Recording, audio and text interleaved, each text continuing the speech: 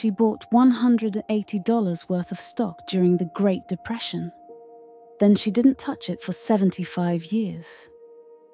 If you had seen her walking past your house, you would not have looked twice. By every visible measure, her life appeared small. A quiet job, a modest home, no signs of ambition or accumulation. It took 75 years to understand how wrong that impression was. In 1935, she was working as a secretary at a pharmaceutical company in Illinois. Her job was steady but unremarkable.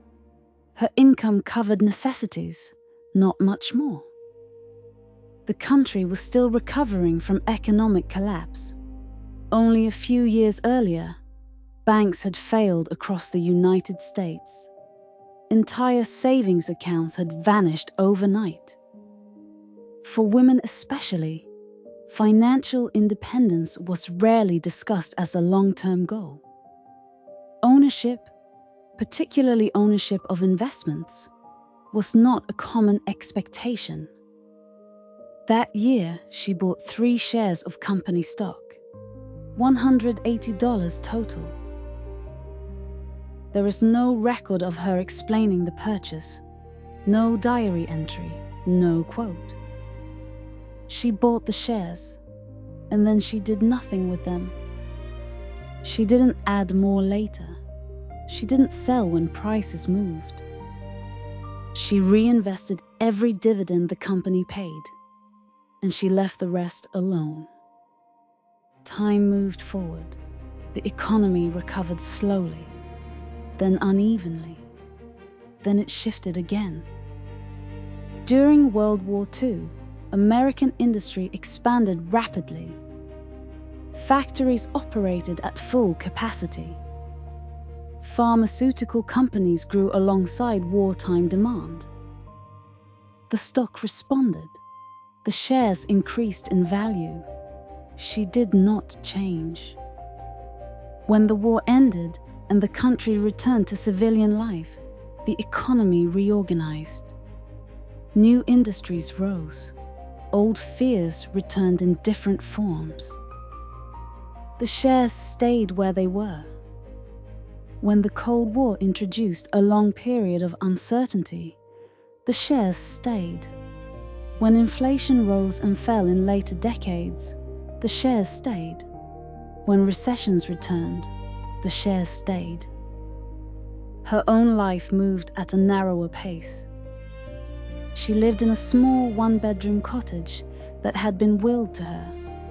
It was modest in size and plain in appearance. Nothing about it suggested ambition or accumulation. She furnished it simply. She kept what she needed and little else. She bought clothes at rummage sales. She wore them until they wore out. She repaired what she could.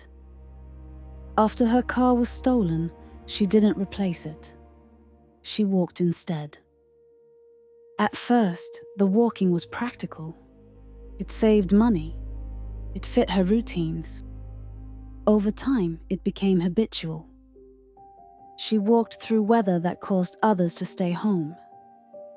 As she aged, she used a walker. She still walked. Neighbors saw her pass by regularly. They noticed her consistency. But nothing about her suggested wealth. The Great Depression had shaped how she spent and how she saved. Living below her means was not a strategy. It was a default. Her habits never adjusted upward as the decades passed.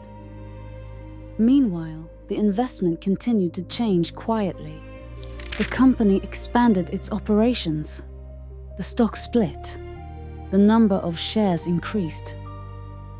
Dividends were paid. They were reinvested. Year after year, the value rose in the background. She continued working at the same company for 43 years. She did not pursue promotions. She did not relocate. When she retired in 1974, Her life did not change dramatically. She did not shift her daily habits. Her co-workers didn't know. Most of her friends didn't know. Nothing about her daily life suggested that anything unusual was happening. She volunteered regularly at her church. She donated anonymously to people in need. She attended football games at a small liberal arts college she had graduated from decades earlier. She showed up quietly. She stayed connected without drawing attention. That education had not been guaranteed. When she was 12 years old, she had been orphaned. A family took her in. They made it possible for her to attend college. She never forgot that. She did not speak publicly about it. She did not frame it as a turning point. But she remained close to the school long after graduation. She followed its teams. She attended events. After retiring, she traveled. Not extravagantly, not often. She visited places she had not seen before. She returned home. Her spending habits remained unchanged. Years continued to pass. The stock split again. Dividends continued to compound. What had begun as $180 slowly became something far larger. Still, nothing about her daily life suggested it existed. In 2008, when she was 99 years old, she established a foundation. She did it quietly, without announcement. She did not explain it publicly. She did not say what it would contain. She died on January 19, 2010, at the age of 100.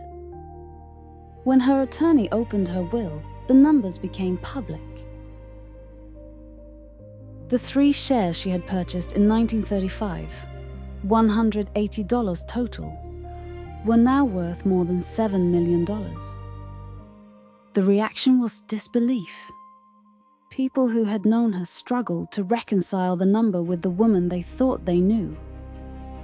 The president of the college she supported later recalled saying, "Oh my God." She had been a multi-millionaire for years. She had simply lived as though she was not. She had not spent the money on herself. Nearly her entire estate was left to a foundation created to support students at the same college she had attended decades earlier. The foundation's purpose was specific. It funds service learning programs. It supports internships. It provides access to international study and community service opportunities. None of it was symbolic. For many students, unpaid internships are not an option. Overseas study is often declined because of cost. The foundation changed that. Accounts describe the foundation generating hundreds of thousands of dollars annually in dividend income. The principle remains intact. The support renews itself. Each year, students supported by the foundation graduate. Others take their place. The system continues. There is also the house. The small one-bedroom cottage where she lived for decades was renovated after her death. It was not sold. Instead, it now houses 2 female college seniors each year. They live there temporarily. They study. They leave. The house remains in use. It is not preserved as a monument. Over time, the scale of the impact becomes clearer. Not through a single donation, not through a named building, but through repetition, year after year, student after student. By the time the numbers became public, she was already gone. There were no interviews to revisit, no explanations to clarify. no opportunity to ask what she had intended. What remained were records and outcomes. The investment continued to generate income. Students continued to receive support. The house continued to be lived in. None of it required her presence. The life she had lived did not announce itself while she was alive. It revealed itself only after it was finished. Her name was Grace Groner. She worked as a secretary at Abbott Laboratories. She graduated from Lake Forest College in 1931. For most of a century, she moved through the world without giving anyone a reason to look closely. She walked past houses without being noticed. She sat in offices without being remembered. She never became an executive. She never inherited wealth. She never built a business empire. She bought 3 shares of stock in 1935. She didn't sell them. For 75 years, while markets surged and collapsed, while economies reorganized, while entire generations came and went, the shares stayed where she left them. And yet, long after her death, her decisions were still altering the shape of other people's lives. Quietly, without explanation. Not everything that matters announces itself while it's happening. Some lives only become visible when they are already complete.